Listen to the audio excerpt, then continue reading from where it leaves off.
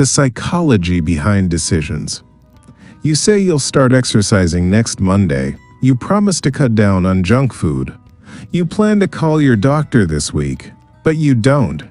Ever wondered why good intentions so often fail to turn into real action? There's a theory that explains this, and it just might change how you approach your goals. The theory of planned behavior, TPB, was proposed by Isaac Ajzen in 1985.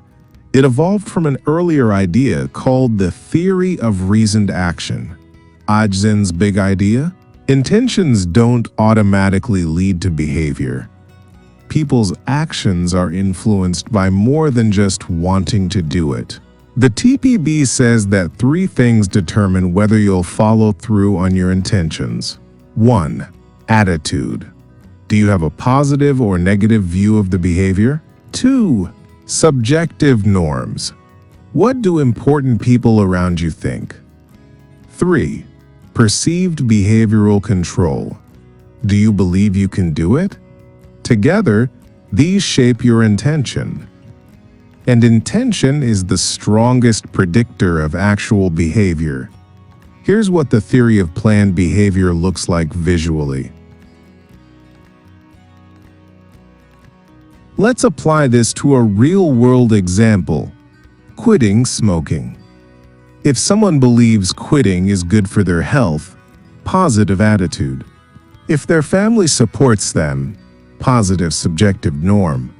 And they believe they can resist temptation, high control, they're more likely to intend to quit and actually do it.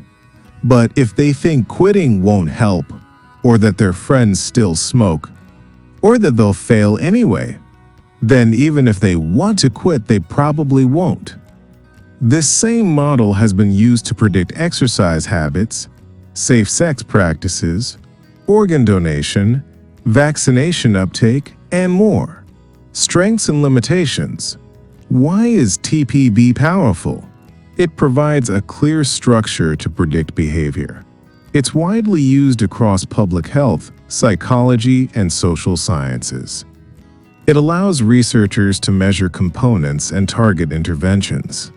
But it's not perfect. It assumes behavior is rational. People don't always think things through. It doesn't fully account for emotion, habit, or unconscious influences. And it works best for behaviors under volitional control, things you choose freely. Using TPB in your research. So, how do you know if the theory of planned behavior is right for your research? Ask yourself 3 questions. 1. Is your study about behavior? TPB is ideal if your focus is predicting, explaining, or changing a specific human behavior, especially intentional behaviors. 2. Can the behavior be influenced by beliefs, norms, or perceived control? For example, exercising, attending health screenings, using contraception, wearing seatbelts, recycling, or taking medication. 3. Do you plan to measure or influence people's intentions? If yes, TPB gives you clear constructs to build your research questions, hypotheses, or intervention. How to apply TPB to conceptualize your study. Theoretical framework section.